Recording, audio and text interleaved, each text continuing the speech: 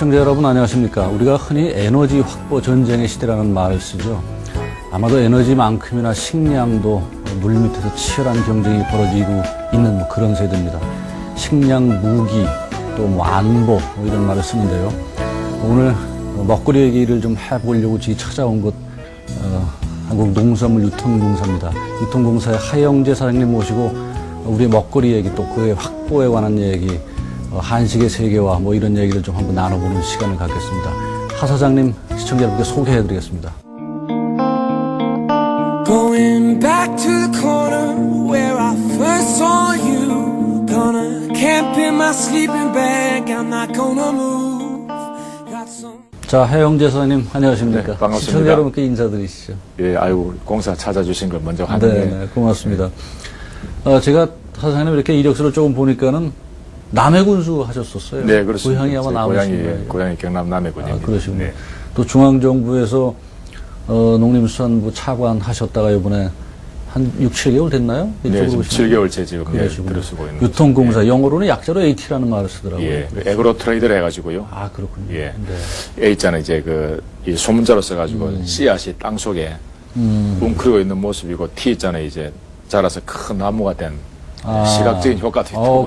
그것도 예, 그런 의미가 알고 또 있습니다. 있군요. 네, H라는 말을 알고 쓰고. 있습니다. 중앙정부에서 농림수산부 차관 하시다가 이쪽에 현장으로 이제 오셔서 정부 산하기관에 이렇게 사장으로 현장을 뛰셔보니까는 좀 소감이 어떠세요? 지금 8개월 되셨다 그랬는데. 네, 중앙부처에 있을 때는 이제 주로 정책을요. 네. 국가의 정책이기 때문에 일관적으로 또 기준과 통일, 형평성 그렇죠. 이것이 이제 위주가 되는데요. 이 공사 사장으로서 제가 느낀 것은 그 정책이 이제 실제 집행이 될 때는 각 지역에 따라 탄력성이 있어야 되고요. 또 현장 적응성이 있어야 됩니다. 그걸 이제 실제로 현장을 뛰면서 또 많은 분들의 이야기를 듣고 또 그 살아가시는 모습을 접하고 중앙부처에서 만들어진 정책이 현장에서 그대로 잘 전파될 수 있도록 하는 대단히 중요한 이 기관을 제가 맡고 있다 생각을 합니다. 제가 참여정부에서 청와대 비서실장에서 이병환 실장님을 한 번 언제 뵀더니 네. 그분이 지금 광주에서 구의원 하고 계시잖아요. 네. 이런 말씀 하시더라고요. 중앙정부의 실정은 몰랐다가 지방에 내려가서 구의원 하니까 현장을 뛰어보니까는 내가 현장을 좀 미리 알고 비서실장을 했으면은 훨씬 더 잘했겠다. 이 경험이 너무너무 좋은 경험이라는 말씀을 하시더라고요. 그래서 우리도 중앙부처의 관리들이 조금 현장을 많이 이렇게 미리 좀 보시고 하는 그런 기회를 갖고 중앙부처에 들어가면은 아마 네. 훨씬 더 정책 집행에, 결정에 어떤 그런 플래닝에 도움이 되지 않을까 그런 생각이 좀 들더라고요. 충분히 공감하고요. 네. 그분 말씀이 저는 가슴에 와 닿습니다. 네. 저는 현장에서 군수도 이제 관성 군수도 했고 민성 군수도 했고요. 또 농산식품부 차관하기 전에는 산림청장도 했고. 산림청장 하셨군요. 예, 그 전에는 예, 또 이제 사실 내무부, 행정자치부, 행정안전부 쪽에 내무부 이 바탕인데 네. 내무행정은 기본적으로 잘 아시다시피 지방에서 이루어지는 일이고 또 농수산행정과 많은 부분이 서로 긴밀하게 협조가 되지 않으면 안 되는 그런 입장에 제가 있었기 네. 때문에 이 업무도 이제 그때의 경험과 그 바탕에서 보면 또 새로운 시각으로 제가 접근할 수 있기 때문에 저 나름대로 대단히 보람찬 일을 하고 있다고 자부를 하고 있습니다. 아주 좋은 경험을 두루두루 많이 하셨는데 계속 그렇게 하여튼 농업, 수산, 이쪽 임업 이런 쪽으로 많이 해오시는 네, 거죠. 제 업무의 지나간 궤적을 살펴보면 그쪽 업무도 많았고 네. 또 전반적으로 지방행정 자체 전반적으로 지역 이 관리적 측면에서 네. 지방재정, 지역개발 또 민방위 업무 또는 공무원 자체 관리 그런 다양한 업무를 제가 맡았다고 생각이 됩니다. 자, 농산물 유통공사를 짐작컨대 말 그대로 농수산물 유통 그러니까는 짐작은 가지만 그래도 시청자 여러분들이 저희가 어떤 일을 하는 데인지를 모를 수 있을 거예요. 조금 시청자 여러분들을 위해 가지고 우리 AT 농산물 유통공사를 조금 소개를 좀 해주시죠. 네, 농림수산식품부의 그 정책을 우리는 대행을 하는 기관이라 할 수 있는데요. 네. 농림수산식품부의 시책이라는 게 국가 단위의 시책이 대강 이제 3갈래 정도로 추진이 됩니다. 지방자치단체를 통해서 되는 이 농림수산 일반적인 정책 분야가 있고요. 네. 그 다음에 이제 농어촌 공사를 통해서 하는 어떤 그 인프라 확충 문제가 있죠. 네.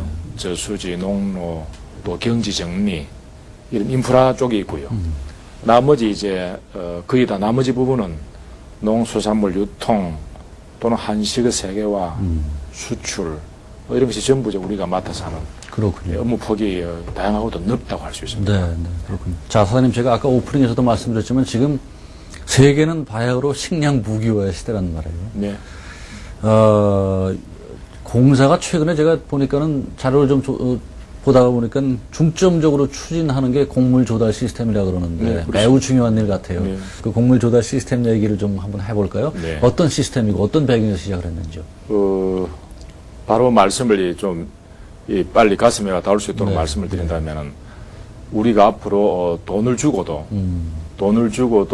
곡물을 사오지 못할 경우를 대비한다는 거지요. 아, 예. 지금 우리나라 곡물의 자급률이 27%밖에 안 됩니다. 그 곡물이라는 뜻은 사람이 먹는 식량과 네. 가축이 먹는 사료를 같이 포함한 개념인데요. 다시 말씀드리면 우리나라의 전 국민이 먹는 식량, 또 우리나라에서 키우는 가축이 먹는 사료, 그걸 전부 해서 100이라면은 우리나라에서 공급되는 것은 27밖에 안 된다는 거죠. 나머지는 하여튼 해외에서 전부 이제 사와야 네. 되는데, 이제 앞으로 이 가장 시급한 문제는 아까 말씀드린 대로 우리가 돈을 주고도 제때 제 양을 살 수 없을 경우가 생긴다는 겁니다.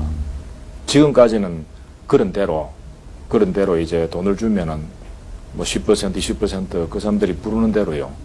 우리는 살 수밖에 없기 때문에 일단 국내 물가의 부담을 우리가 감수하고서라도 그냥 사온 데 대해서 네. 만족할 수 있었는데 앞으로는 그리 될 수 없는 일이 많이 생긴다는 거죠. 그리 대비하기 위해서는 우리가 나름대로 우리 시스템을 짜가지고 우리가 작은 양이지만은 우리 스스로 예를 들어서 이따 말씀이 될지 모르겠는데 미국 같은 선진 제도가 정착된 곳에 우리가 진출해가지고 우리가 확보한 물량을 네. 우리의 시스템으로 도입을 해서 국내 물가에 주는 부담을 줄이고요. 네. 장기적으로 볼 때 식량 안보에 대비하자는 그런 뜻이죠. 그렇군요.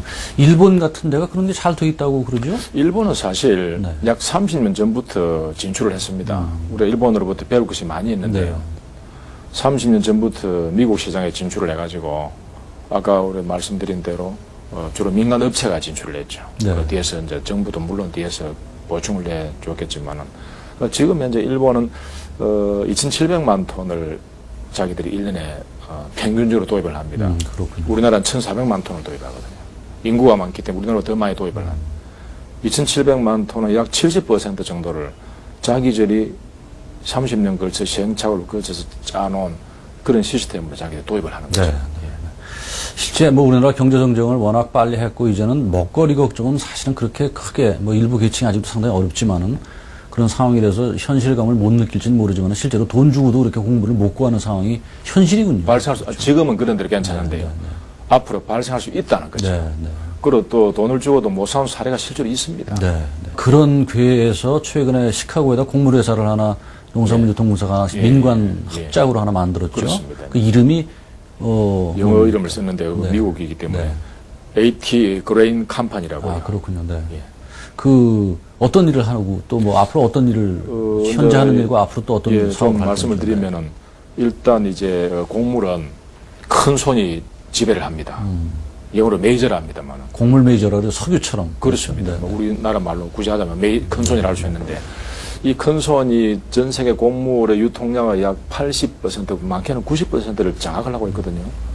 그러다 보니까 이제 그 메이저가 부르는 대로 값을 줄 수밖에 없는데 그러다면 이게 언제까지 영원히 거의 지속이 될 것인가? 거기에 대해서는 우리나라 국민들이 깊게 한번 생각을 해보셔야 됩니다. 그래서 아까 말씀을 드린 대로 작은 시도지만 네. 우리도 그럼 현지에서 회사를 하나 만들어 가지고요. 그 회사는 물론 주체는 민간인입니다. 네. 민간인인데 정부가 최대한 뒤에서 도와드릴 수 있는 길이 있지 않겠는가. 그리고 정부도 예산을 확보를 했고요. AT 이름으로요. 그 다음에 이제 같이 컨소시엄에 참여를 한 민간 업체들이 운송을 담당하는 미국 국내 운송은 주식회사 한진, 또 뉴올리언스 항구에서 우리나라 들어오는 해상 운송은 STX, 예. 그 다음에 국내외 막론한 유통은 삼성, 네. 이런 4개 이제, 4개 파트너들이 이제 컨소시엄을 구성해가지고요. 지금 미국에서 제가 4월 28일 날 미국 가서 현지에서 이제 현판식을 하고요. 네. 지금 이제 나머지 3개에서도 직원을 파견해가지고 열심히 회사가 지금 운영되고 있는데 하는 일은 첫째로 콩과 옥수수 밀입니다만은 우리 대상이 되는요. 먼저 콩과 옥수수에 대해서는 시카고가 미국의 또는 세계 중심지입니다. 거기에 가서 일단 현지 농부들하고 계약을 하고요. 생산 계약을 하고 그 곡물은 우리 것이 되는 거지요. AT 그레인 컴퍼니 이름이 되는 겁니다. 그걸 이제 미시시피 항구로 운송을 내가서 미시시피 강에서 거대한 바지선을 동원해가 빌려가지고 그때는 빌리는 겁니다. 그래서 뉴올리언스 항구까지 지금 내려가거든요. 그 뉴올리언스 항구에서는 거대한 엘리베이터가 있습니다. 그건 우리가 살 수도 없고 새로 만들 수도 없고 그렇기 때문에 우리가 얼마의 지분을 협의를 해가지고요. 그 엘리베이터를 운용하는 메이저와 지분 참여를 해서 메이저가 자기들 시설이기 때문에 자기들 곡물을 갖다 취급할 때 우리가 확보한 곡물도 좀 취급해달라. 취급의 뜻은 정선하고요. 보관하고 하역시키고 상선시켜준 그런 역할입니다. 네. 그런 시스템을 짜고자 하는 거죠. 곡물 메이저들은 어느 나라들이에요? 아무래도 미국이겠고. 주로 이제 미국인데요. 그렇죠. 우리가 대강 압니다. 국민들께서 조금 이제 익숙이 된 회사는 카길이라고요. 그렇죠. 그 다음에 이제 카길. ADM, 네네. 뭐 번기, 뭐 드레이피스, 다소 생소합니다만 그런 한 5, 6개 또는 뭐 보통 4개를 말하는데요. 그 메이저들이 어쨌든 곡물 시장을 전체 마켓을 좌지우지하는 그런 거대 그룹들. 전 세계 곡물 유통량의 약 80% 이상을. 특히 우리가 말기로 카길 같은 회사는 자기 자체 인공성을 띄워가지고요. 네. 전 세계 곡물의 뭐 수확량, 파종량 사사치 다 보고 있다는 거죠. 가장 인류의 기본적인 에너지와 식량을, 에너지도 마찬가지고 그런 메이저들이 하는데, 참 그걸 보면은, 야, 하여튼 이게 참 치열한데, 지금 그 곡물 메이저가 아무래도 미국에 있기 때문에 우리가 시카고 곡물 시장의 중심인 시카고로 진출을 지금 아까 그레인 컴퍼니라고 그랬죠. 우리 민간 합작 회사가 들어가 있는 거고, 미국 이외에 뭐, 가령 브라질 같은 경우도 곡물 시장에서는 마켓 파워가 상당하죠. 브라질, 우크라이나 뭐 이런 쪽도. 네네. 네. 브라질 같은 경우에는 미국과 같은 시스템으로 접근하고자 하는데요. 네. 5월 24일로 기억합니다만은 우리나라 이제 브라질 진출에 관심이 있어하는 분들이 많이 계세요. 국내에. 그분들이 이제 한 자리에 모였는데 브라질 바이아주. 브라질은 연방국가이기 때문에 그 연방국가 주의 정책이 굉장히 큰 영향을 갖고 있고요. 바이아주라고 하는 우리 콩과 옥수수가 대량으로 생산되는 어떻게 보면 전 세계 곡물 창고 앞으로 브라질 될 것 같습니다. 제가 직접 가서 보면은요. 그 브라질의 농산 장관이 브라질 바이아주의 농산 장관과 차관이 왔죠. 와서 우리들에게 그 현지 설명을 했습니다. 네. 브라질은 그렇게 진행이 되고 있습니다. 네. 하여튼 남미가 앞으로 뭐 여러 가지 경제적인 면에서 곡물을 비롯해서 여러 가지 남미가 참 그 우리가 꼭 반드시 뭐 이미 물론 나가 있지만 아직도 많이 뚫어야 될 게 참 남미 쪽 같아요. 그렇습니다. 식량 같은 경우 브라질은 뭐 대단한 파워를 갖고 있다고 그러는데 우리도 농림수산 제품 수출을 많이 하죠, 사장님. 그죠? 네, 수출, 예. 네. 올해 제가 감을 못 잡겠는데 우리 수출 얼마나 돼요? 현재까지 5월까지 한 건 얼마고 올해 수출 목표는 얼마입니까? 작년에 이제 수출이 우리가 작년에 59불을 우리가 했거든요. 59억 불이요. 네. 그것은 작년에 일본이 다른 나라에 수출한 양보다 사실 많습니다. 그렇군요. 이것은 국민 여러분들께서 굉장히 이제 자신감을 가져도 좋다고 생각이 되는데요. 네. 올해는 우리가 76억 불로 정했고. 그럼 뭐 굉장히 많이. 왜냐하면 우리가 2012년도 내년까지 100억 불을 수출하겠다는 목표를 가지고 있습니다. 그래서 금년도에 이제 59억 불 목표를 정했는데, 작년에 59억 불 실적을 올렸고요. 사실은 일본의 쓰나미에 따른 원전 사태가 터졌을 때 굉장히 사실 좀 우려를 했습니다. 과연 이 목표 달성이 되겠는가. 우리나라가 일본에 수입도 많이 할 분들은 수출도 많이 하거든요. 그런데 일본으로 이제 가는 것이 이제 빨리 회복이 됐고요. 예를 들어서 뭐 장미라든지 백합 같은 거 화해류가 많이 나가는데 회복이 됐고요. 오히려 이제 뭐 좀 불행한 일을 당하기는 당했습니다만은 일본에서 급하게 요구하는 뭐 식수라든지요. 또는 뭐 라면 또는 과자류. 이게 굉장히 일본으로 많이 수출이 되고. 그렇죠. 또 일본이 자체적으로 다른 나라에 수출을 하고 있던 공급선이었죠. 그것은 이제 우리나라가 자연적으로 담당을 하는 막 그런 모양이 되어지기 때문에 금년 또 한 1, 4분기만 보더라도 작년의 1, 4분기보다 오히려 수출이 30% 이상 늘어나는. 그게 뭐 조금 일본한테는 미안한 얘기지만 뭐 일본 때문에 생긴 뭐 특수 같은 일본만은 문제는 아니고요. 그렇죠. 일본만은 문제는 아니고 이때까지 이제 우리가 분석하기로 네. 이명박 정부가 들어서서 이 농식품 산업을 일으키고요. 농식품 산업을 단순히 국내적인 식료 산업뿐만 아니라 네. 앞으로 전 세계로 진출해 나가는 어떤 그 유망 산업으로 보인다는 이 강한 정책 드라이브를 걸었지요. 네. 그래서 이제 이제 효과를 본다고 우리는 판단하고 있는데 일본도 물론 변수가 됩니다만 오히려 더 큰 변수는 중국, 뭐 대만 등을 비유시한 동남아시아지요. 또는 제가 직접 가서 눈으로 확인해 봤습니다만은 중동 두바이 지역, 네. 유럽 지역 다 이런 식으로 이제 우리나라의 그 농식품에 대한 안전성에 대한 신뢰가 쌓여가고요.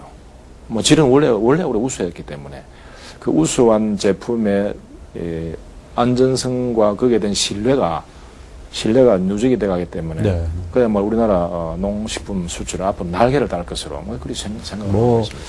우리나라 음식 아까 조금 이따가 이제 한식 세계 얘기도 조금 하겠지만은 사실은 굉장한 퀄리티를 갖고 있죠. 그리고 그렇습니다. 너무나 우수하고 네, 네.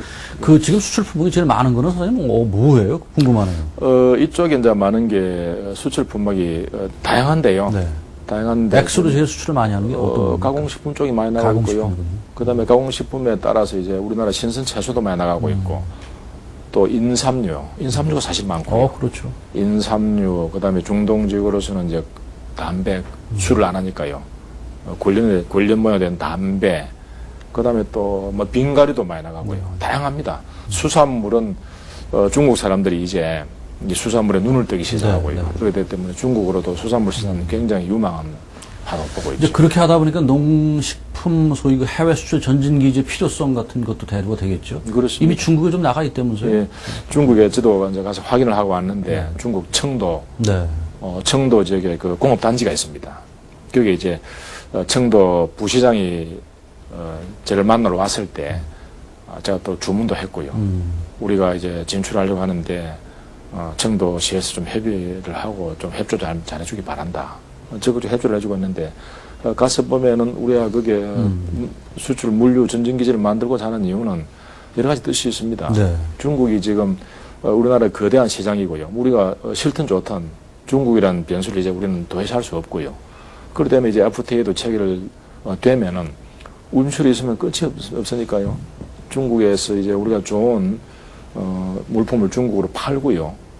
또 그렇게 되면은 이 수출 전진기지라는 게 어떤 그 상담에서부터 인프라도 있을 분들은 첫째 우리가 중점을 두고 있는 것은 어떤 하드웨어 쪽입니다. 건물을 만들어 가지고요. 거기에 대 이제 그 저장 중에도 이제 저온 냉장료, 그다음에 보관, 그다음에 중국 유통망을 확보한 쪽하고 MOU를 체결해 가지고 네. 중국 전역으로 유통시키는 기능, 그게 이제 청도에서부터 하고요. 자리를 잡은 다음에 지금 우리 생각에는 광동성이 이제 중국이 또 경제적 큰 비중을 차지하고 있는 지역이니까 네. 광동성도 그런 식으로 하고요. 그 다음에 이제 저 서부 대개척 중심이 되는 중경, 뭐 자기들은 충칭이라죠. 네, 네, 네. 거기에도 하면은 이 삼각형이 짜지면은요, 우리나라가 너무 중국에 움츠릴 것이 아니고요. 우리나라에 아주 좋은 걸 팔고 또 중국의 좋은 우수한 원료를 정선해가지고요. 정선해서 우리가 사와서 잘 만들어서 다시 거꾸로 팔 수 있는 겁니다. 예, 그런 전진기지가 이제 필요하다. 이게 뭐 공산품보다도 오히려 어떻게 보면은 식품 같은 쪽이 더 중국과의 교류에서 중국의 중요성이 사실은 이 먹거리라는 거는 사실은 문화권마다 조금씩 다르잖아요. 네네. 그죠? 공산품이야마다 표준화가 되어 있는 거지만은 중국 사람들이 우리 음식에 이렇게 이미 벌써 뭐 많이 나가 있고 또 좋아하지만 네, 그렇습니다. 그 식품, 농수산 식품 개념으로 중국 시장을 보면 중국 시장이야말로 정말 어마어마한 시장이라고 볼 수가 있겠죠. 그런 면에서 보면은 농수산물 식품 쪽은 물류회사의 기능이 다른 일반 공산품보다 아무래도 이게 뭐 가령 저장이라든가 그렇습니다. 또 뭐 가령 상하고 부패하고 이런 문제 때문에 물류회사의 그래서 아까 그 그레인 컴퍼니 같은 경우도 그 해운사하고 물류회사들이 우리 참여했다고 그러죠. 그렇습니다. 한진, 예, 예. STX 그런 데가 그 물류회사의 기능이 참 중요할 것 같은데 우리 그 수출 기반 어떤 그 확보를 위해 가지고 지금 해외 대형 유통업체들하고 무슨 MOU 체결을 한 게 좀 있다는 상황을 좀 말씀해 주시죠. 네. 그렇습니다. 지금 우리가 MOU를 체결할 때도 가능하면은 미국 현지 마켓을요. 네. 물론 교포도 중요하지만은 교포에만 의존해서 하는 시대는 지나가고 그럼요. 있거든요. 그래서 이제 현지 마켓에 주류 또 고급 시장이에요. 자기들 메인스트림이랍니다만은. 그래서 현지 마켓에 우리가 직접 이 공약을 들어가서 입점 설명회도 하고요. 그래서 MOU를 우리가 많이 체결해 가고 있는데, 이제 그것을 느끼고 있는 것은 일단 MOU로 체결이 되면 우리하고 연관이 되니까요. 그럼요. 우리가 그 간간히 적어도 1년에 한 번 정도로 가서 MOU 체결된 뒤에 우리나라 상품이 하다 못해서 그 진열된 모양이라든지 진열된 위치라든지 우리와 같이 점검을 하고요. 그래서 우리는 앞으로는 아까 말씀하신 대로 현지에 아주 그 분위기 있고 고급 격조가 높은 그런 이제 그 현지의 유통시설과 또 밴더 대형 그 도매 시장하고 이제 네. 연결을 지어 나가려 하는 거죠. 제가 사실 미국에 한 90년대 초반에 조금 오래 몇 년 거주를 한 적이 있었는데, 그때 참 제가 개인적으로 안타까웠던 게 이제 아까 말씀하신 교포 마켓에 가면 이제 한국 식품들이 이렇게 막 쌓여 있는데, 그게 미국 사람들이 많이 찾는 미국 대형 유통업체에 가면은 전혀 없었단 말이에요. 일본 제품들은 많이 있는데도 불구하고. 그래서 네. 자, 이렇게 품질이 우수한 우리 식품들이 언제도 좀 이렇게 큰 네. 미국 대형 네. 유통업체에서 진열대에 좀 올라와 있을까라는 뭐 안타까움 같은 게 참 굉장히 많았어요, 제가. 그런데 그걸 요즘 그게 이제 현실화가 되고 이제 그 당시 될 수밖에 없었던 게 개인의 이제 영세한 분들이 주로 이제 수출에 종사한 때가 있었고요. 네. 그러다 보니까 그분들이 이 어떤 큰 물류 시스템을 공동으로 만들어서 좋은 것을 이제 저장을 해놓고 1년 동안에 잘 안배를 해서 시장 내놓으면 좋은데 그런 이제 물류 시설이 제대로 갖추지 못했죠. 그렇죠. 그리고 또 그런 것을 민간 종사하시는 분들이 갖추기는 쉽지가 않습니다. 네. 그래서 그걸 이제 정부에서 조금이라도 도와드려서 그게 잘 돼 있으면은 좋은 물건들이 가서요. 저장도 오래 될 수 있는 좋은 물건들이 나가면은 지금처럼 이제 그 미국서 계실 때 보셨던 것처럼 우리 교민 시장에만 집중이 되는 그런 현상이 네. 탈피될 수 있는 거죠. 네.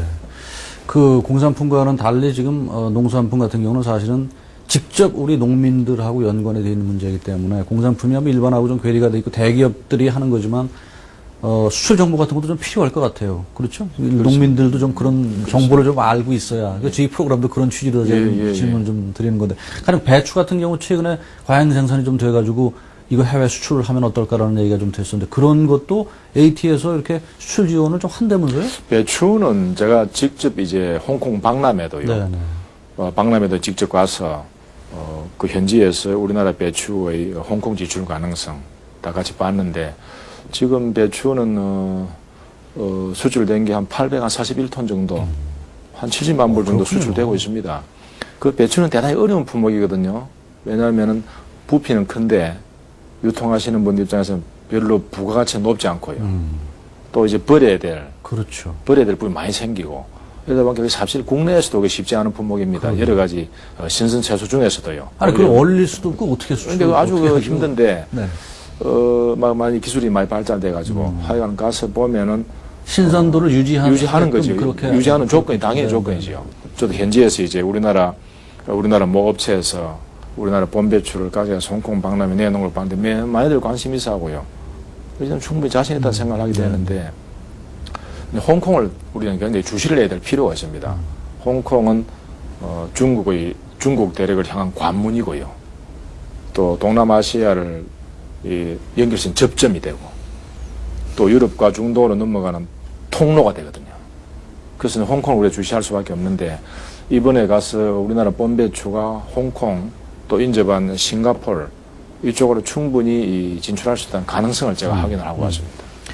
이렇게 농산물이 과잉으로 돼가지고 값이 폭락이 돼서 농민들이 그거를 갈아엎어 버리고 그냥 참 그런 거 볼 때마다 정말 너무나 안타까운 마음이 남의 일 같지 않아요. 그죠? 농민들이 그 애써 피땀 흘려서 한 걸 갖다 그냥 값이 폭락을 하니까 그냥 버려서 갈아엎어 버리고 수출 제가 보기엔 너무 그 AT에서 잘하는 것 같아요. 그 배추 같은 거 그렇게 많이 상대 수준에 수출하면은. 저도 참 촌에서 컸고요. 네. 저도 농심을 그대로 간직하고 있는데 참 가슴이 아픕니다, 사실은.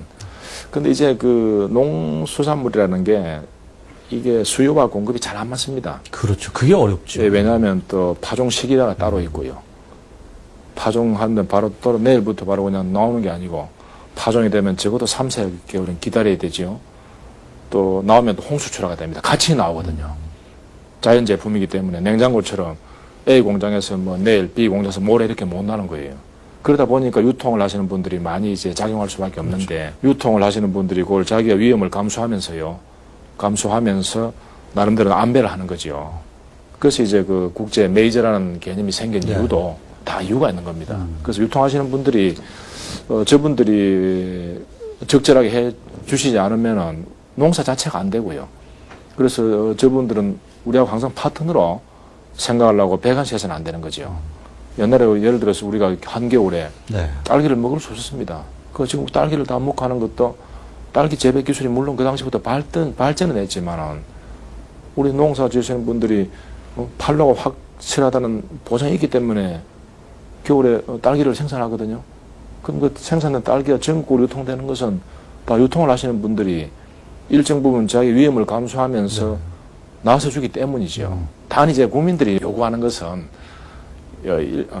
하루도 빠질 수 없는 일상적인 먹거리고 영업하시는 분들이 이윤을 제대로 올리려고 하는 것은 당연한데 적어도 먹거리에 대해서 너무 그렇게 이윤적 측면에서만 접근하지 말아주시면 좋겠다는 그런 부탁은 드릴 수 있을 것이로되 같이 생산하시는 분하고 유통하시는 분이 같이 양수의 바퀴가 돌지 않으면은 국민 전체 어려워지는 거죠. 자, 근데 이제 말씀이 나왔으니까 사실은 정말 저도 궁금하고 또 시청자 여러분도 아마 가장 궁금한 오늘 인터뷰에서 제가 꼭 한번 자세히 좀 여쭤보고 싶었던 게 뭐냐면은 사실 일반 공산품들은 관리를 통해서 우리가 그 소위 뭐랄까 수급 조절을 가능하지만 이게 농수산품이라는 건 뭐 자연 상태에 따라서 그렇습니다.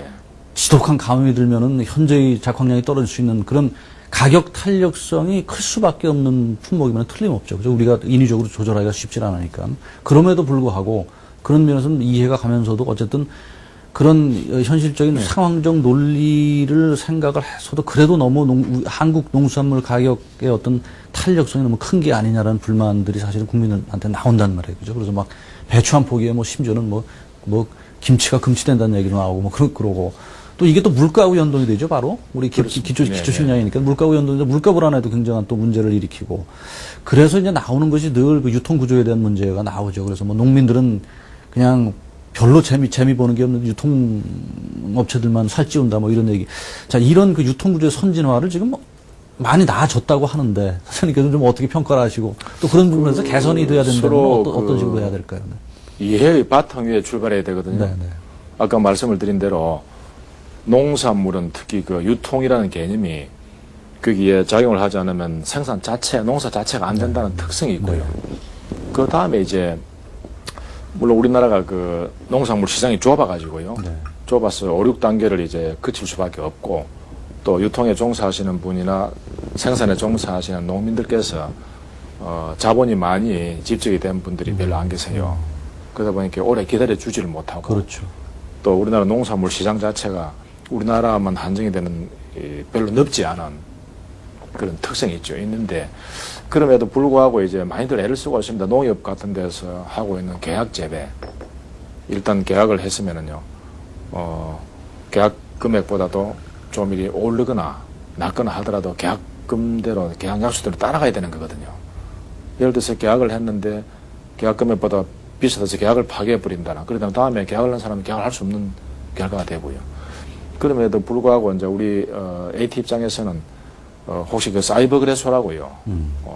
그걸로 우리는 좀 관심 있게 봐주시면 고맙겠습니다. 그 뜻은 거대한 우리가 컴퓨터 시스템을 구성을 잘 했는데 거기에서 이제 서로 컴퓨터 시스템을 통해서 연결시켜 드리는 거고요. 2009년도 우리가 시범적으로 그 시스템을 작동을 했는데 그 바로 이듬해 2010년에 벌써 작년입니다만 1,700억 정도의 그 거래가 됐고요. 굉장히 신뢰를 하고 올해는 뭐 3천억 이상 하려고 합니다. 그것은 이제 견본만 보고도 그 견본 자체 철저한 정밀 검사를 AT가 먼저 했고요. 네.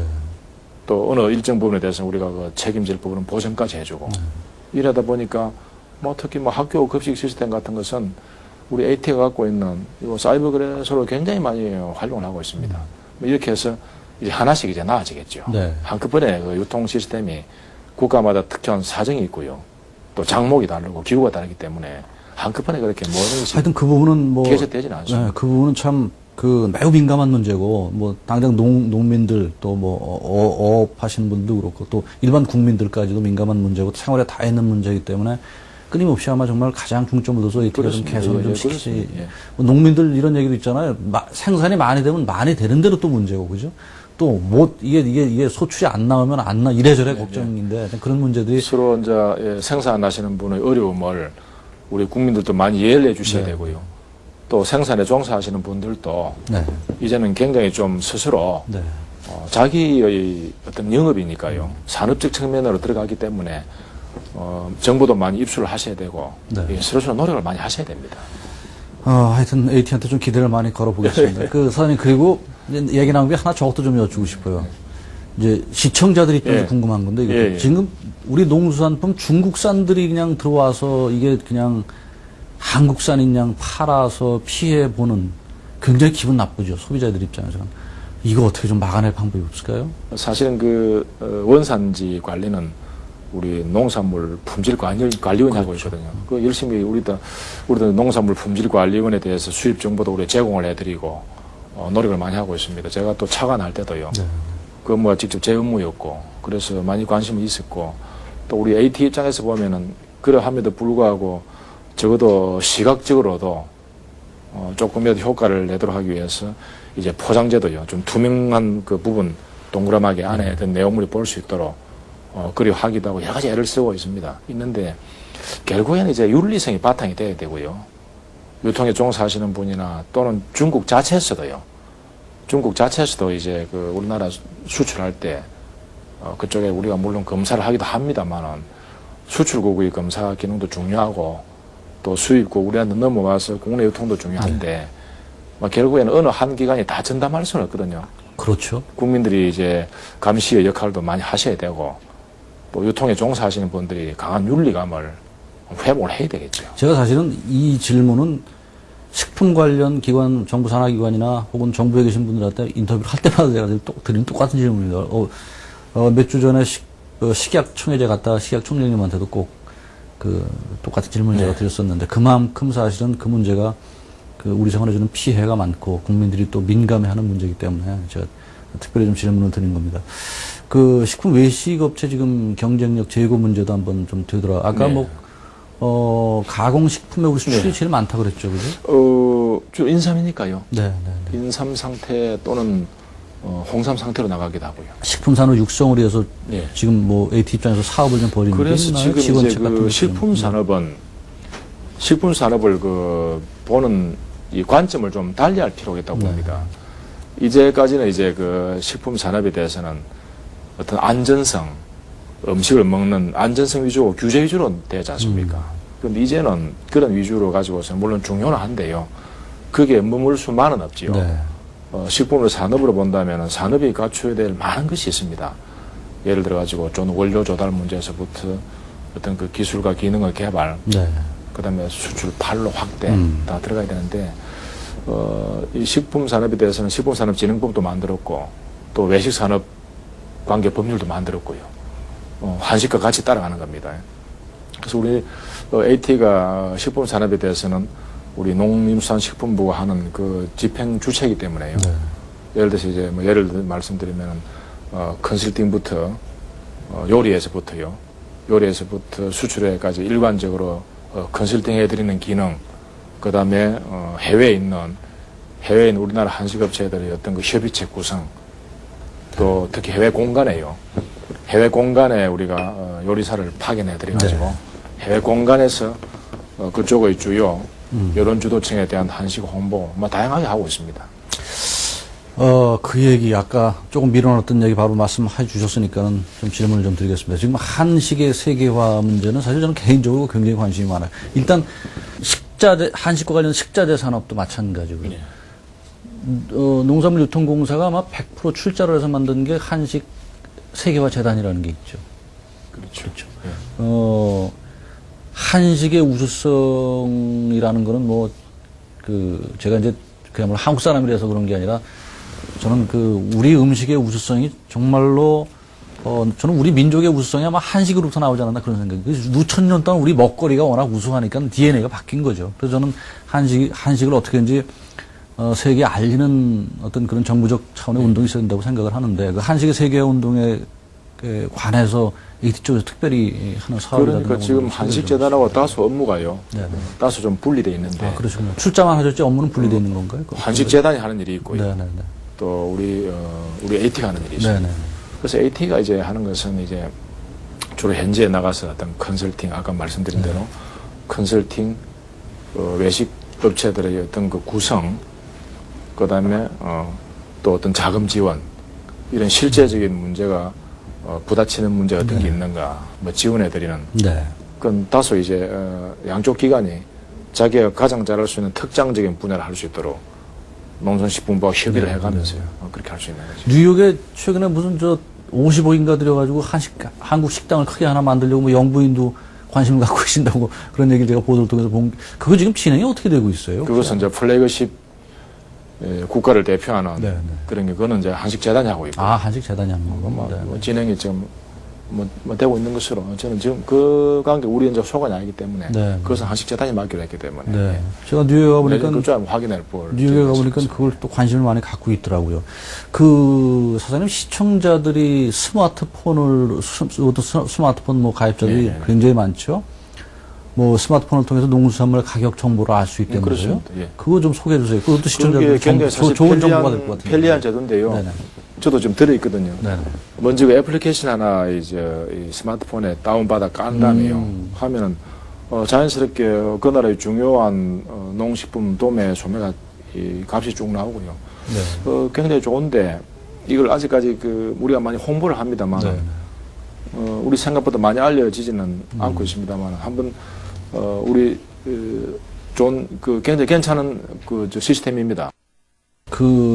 학교 급식 문제 한번 좀 선생님께 여쭙겠습니다. 하여튼 말도 많고 요즘 뭐 무상급식이다 뭐니 해서 말도 많고 탈도 많은데 이제 그 문제는 정치 문제니까 그건 제껴두고 각 시도 교육청하고 지금 유통공사가 MOU로 체결한 게 많다면서요. 그죠? 학교 급식이 아까 말씀을 드린 사이버 거래소에서 하는 거 중요한 일 중에 하나거든요. 네네. 저도 그 분야에 대해서는 굉장히 사실 개인적 관심도 제가 많습니다. 많은데 지금 우리 농수산식품부하고 교육과학부가 MOU를 체결해가지고요. 네. 체결해서 학교 급식에 대해서는 각 시도 교육청이요. 이 사이버 거래소를 좀 많이 활용해 주면 좋겠다는 서로 합의도 있을 거예요.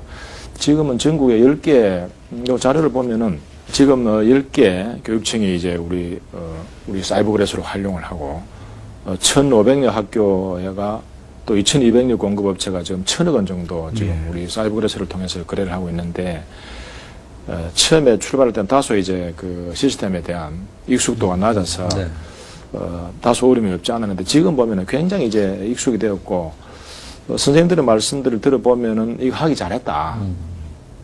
학교에 우리 수업에 전념할 수 있는 기회가 많아졌고 또 미리 AT가 가서 정밀 조사를 하고요. 정밀 조사를 하고 그야말로 우리 애들한테 바로 먹일 수 있는 어른들이 먹일 수 있는 가장 좋은 걸 택해서 이 사이버 거래소를 통해서 제공하고요.